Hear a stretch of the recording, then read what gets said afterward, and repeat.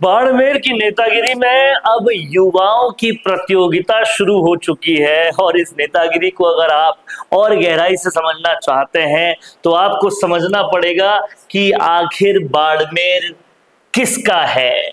डोली बनाम भाटी में आखिर बाड़मेर किसका होगा, इसको पूरी तरह से समझेंगे आज हम इस वीडियो में। इसलिए इस वीडियो के आखिर तक बने रहिएगा, क्योंकि बाड़मेर की सियासत राजस्थान की सबसे दिलचस्प सियासतों में से एक होती जा रही है। क्योंकि युवाओं के बीच में जो प्रतियोगिता है ये कहीं ना कहीं सियासत को और ज्यादा मजबूत बनाने वाली है, लोगों की आवाम की बात को और मजबूती से सामने रखने वाली है। और जब युवा, हमारे देश की सबसे बड़ी एनर्जी अगर पॉलिटिक्स में लगेगी तो जनता को बहुत कुछ मिलने वाला है। तो आज का विषय, आज का वीडियो यही है कि डोली बनाम भाटी आखिर बाड़मेर होगा किसका।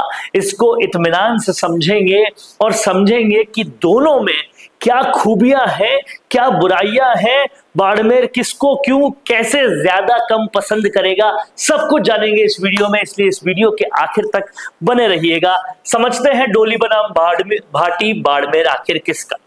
तो एक तरफ है थान सिंह डोली, जो कि हनुमान बेनीवाल के उस खंजर का जो उनकी पीठ में घोंपा गया था, उमेदाराम बेनीवाल को पूरी तरह से बाड़मेर से हटाकर, कि कहीं ना कहीं उनको उस जख्म का दर्द अभी तक है, लेकिन हनुमान बेनीवाल उस दर्द से करहाते नहीं रहे।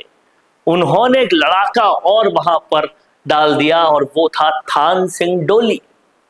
थान सिंह डोली पचपदरा विधानसभा क्षेत्र से आते हैं और कहीं ना कहीं पूरे बाड़मेर में दबदबा भी रखते हैं। उनका जाट लोगों में बहुत जबरदस्त फैन फॉलोइंग है, दबदबा है। और कहीं ना कहीं अब वो अपने नेता हनुमान बेनीवाल की तर्ज पर आंदोलनों पर उतारू है। फिलहाल वो जोजरा नदी पर आंदोलन कर रहे हैं। उस नदी में जिस तरह से औद्योगिक क्षेत्रों का पॉल्यूशन जाता है, वहां की गंदगी जाती है, उस पर ये प्रदर्शन कर रहे हैं। इसमें कई बार शिकायतें हो चुकी, कई अल्टीमेटम मिल चुके, लेकिन हुआ अभी तक कुछ नहीं। और तब थान सिंह डोली जो है पर्यावरण को बचाने की और नदी को बचाने की, उस प्रदूषित नदी का पानी लोगों के घर में जाता है, लोगों को दिक्कतें होती है, जनता की दिक्कतों के साथ धरने पर बैठ गए हैं, अनिश्चितकालीन धरने पे बैठ गए हैं और जनता को कहीं ना कहीं अपना प्रतिनिधित्व मिल रहा है। थान सिंह डोली एक वो युवा जो रालोपा यानी कि राष्ट्रीय लोकतांत्रिक पार्टी यानी कि हनुमान बेनीवाल की पार्टी का एक लड़ाका है। लेकिन वहीं दूसरी तरफ अगर हम समझें तो रविंद्र सिंह भाटी है, वो भी लगातार आंदोलनरत हैं और वो भी कहीं ना कहीं पूरी तरह से आंदोलन कर रहे हैं। रविंद्र सिंह भाटी आंदोलन कर रहे हैं खेजड़ी को बचाने के लिए। खेजड़ी वो पेड़ है जो रेगिस्तान में सबसे ज्यादा पाया जाता है, लेकिन बढ़ती हुई इंडस्ट्रियलाइजेशन से, सोलर कंपनियों के आने से हजारों लाखों की तादाद में खेजड़ी के पेड़ काटे जा रहे हैं। हाल में रविंद्र सिंह भाटी ने अधिकारियों को भी लपकाया था, लगातार लपका रहे हैं, अपने आंदोलन को पूरी तरह से आगे बढ़ाए हुए हैं। यहाँ ये खेजड़ी का पेड़ बचा रहे हैं तो यहाँ ये जोजरा नदी को बचा रहे हैं। दोनों ही कहीं ना कहीं बाड़मेर की सियासत में अहम योगदान दे रहे हैं, लोगों की बड़ी समस्याओं पे काम कर रहे हैं, पर्यावरण को बचाने का काम कर रहे हैं। लेकिन समझने वाली बात यह है, दोनों में से राजनीति में आगे कौन जाएगा, क्यों जाएगा, किस लिए जाएगा, ये सब हम इस वीडियो में बात करने वाले हैं। तो अभी तक आप समझ गए कि थान सिंह डोली कौन है और रविंद्र सिंह भाटी कौन है।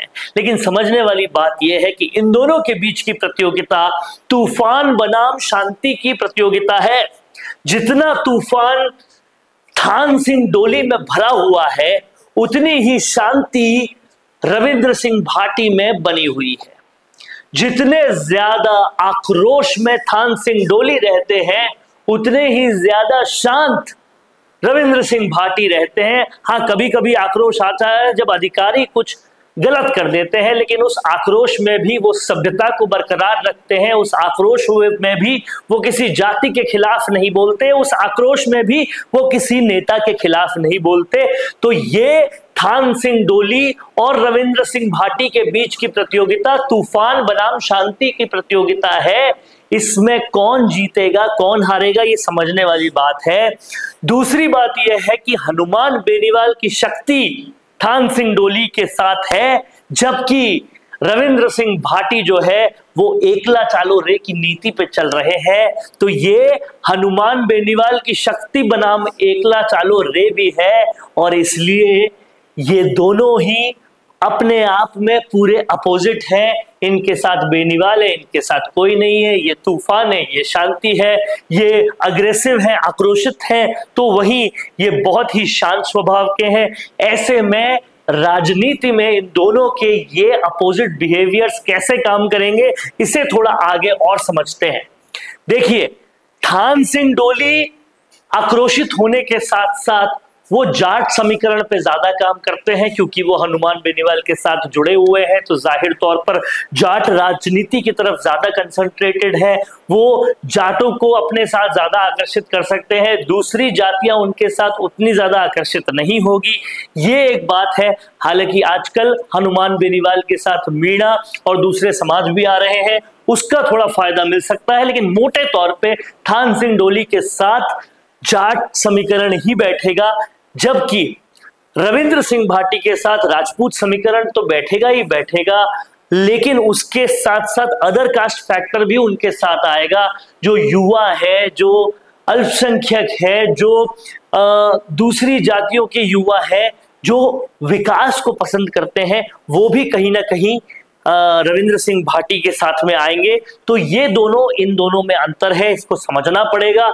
इसके बाद एक और जो बड़ा अंतर है वो ये है कि रविंद्र सिंह भाटी को एक बड़ा फायदा मिलेगा कि ये बीजेपी कांग्रेस दोनों ही पार्टियों के साथ नहीं है। अब आप सोचेंगे कि ये फायदा थान सिंह डोली को क्यों नहीं मिलता। इसलिए नहीं मिलता क्योंकि इनके जो लीडर है हनुमान बेनीवाल, वो कभी कांग्रेस के साथ गठबंधन में चले जाते हैं, वो उनके साथ जो उनकी इंडिया गठबंधन है उसमें चले जाते हैं, तो कभी भाजपा के साथ एनडीए में चले जाते हैं, तो साथ इनडायरेक्टली इनका रहता है। लेकिन रविंद्र सिंह भाटी के साथ न कांग्रेस है न बीजेपी, तो उसका फायदा ऐसे मिल जाता है कि जो लोग अपनी उम्मीद कांग्रेस बीजेपी से तोड़ चुके हैं और एक अल्टरनेटिव विकल्प की तलाश में है, उनके लिए रविंद्र सिंह भाटी एक विकल्प बन जाते हैं।